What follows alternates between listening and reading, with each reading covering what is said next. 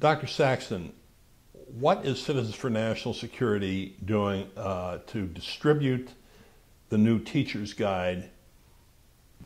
Now, the report, this 2009 report, was quite lengthy, quite thorough, got wide distribution, and in the interest of disclosure, Dr. Saxton, you and I collaborated on something new, a teacher's guide.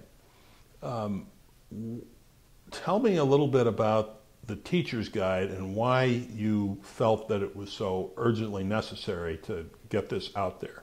Well, the reason that that came about is when we took the results of our research to school districts. For example, in Florida, there are 67 school districts. We got a generally favorable response to our concerns. But as a practical matter, we were told that it was going to be very difficult, even if they had agreed with our position completely, it was going to be very difficult to take these textbooks that are currently in the system out of use because they had a tremendous investment in them, and it was not only a financial burden for them to do that, but a logistical nightmare. They could certainly not acquire any new textbooks that were versions of the old ones or similar to the old ones. That they could do. But what were they going to do with the textbooks that were already in the system? And so they asked if we could come up with something that they could use in the classroom and give to the teachers so that the teachers could have an in-depth understanding and a fast take on what they should be telling the students in the classrooms as they are supplementing or commenting on the content of the Islam biased textbooks. So we produced this teacher's guide, which was within 4 months, by the way. Our organization put this together, and the objective was to give the teachers a solid background and also to summarize the key points, bullet points, that they needed to make for each of the misinformation, each of the quotes, each of the misinformation statements, and any omissions, to point out where the problems were, and they would have something that they could use. It would be basically a teaching tool, and that's why we did that guide. Dr. Saxton, what is Citizens for National Security going to do about building the grassroots, and how can concerned citizens, people who are hearing this, my audience, what can they do to be effective in this environment? Well, there are a few things. First of all, I'd like to see people join Citizens for National Security, our organization.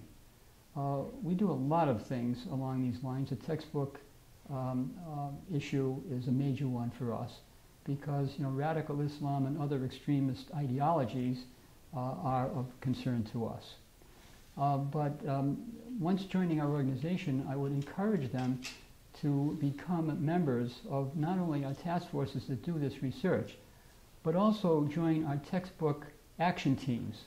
One of the things that we did, commensurate with the first textbook report that we did, first textbook research, was we organized grassroots organizations. We call them textbook action teams in each of the 67 Florida school districts. We had teams actually up and running very quickly in about half of them. And these people were responsible for organizing within their districts local citizen movements to go to the school committees and school boards in their districts, acquaint them with the problem, and educate them to the point where they would do something to make these corrections in the textbooks. So I would strongly suggest that people who are interested in what we're doing and how we're doing it go to www.cfns.us and get copies of our teacher's guide, for example, with instructions that you can get from us as to how to present this material to your local school districts. One final question. It seems to me as though these efforts by Islamic Jihad to penetrate schools are accelerating. In addition to textbooks, I see the Council on American Islamic Relations speaking in schools across the country, and also websites being established to penetrate schools. Are you seeing this sort of thing, and what do you plan to do about this threat against the schools? Yes, I am seeing more of what you're talking about. You see, originally the Council on Islamic Education, which by the way has morphed into a more benign title, the Institute for Religion and Civic Values, which sounds a lot less confrontational. They had the textbook issue to themselves. Nobody was looking over their shoulder, and they were getting the information that was most important to them into these textbooks in various ways. But then we got on to them, and having recognized that, they now realize that they have to find alternative ways to get into the hearts and minds of elementary and high school students. So they have made a concerted effort to get into the schools themselves, speak to the students directly about Islam and their cause, their agenda. And yes, we are seeing a lot more of it. So are they going to be finding Citizens for National Security opposing them? We're definitely going to be on the scene, because once again, stealth jihad is just as significant to us as overt jihad.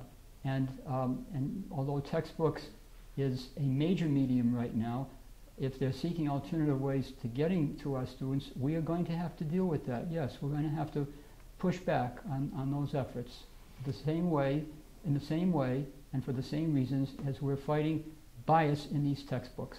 Bias in public speech is just as dangerous and as insidious as the written word.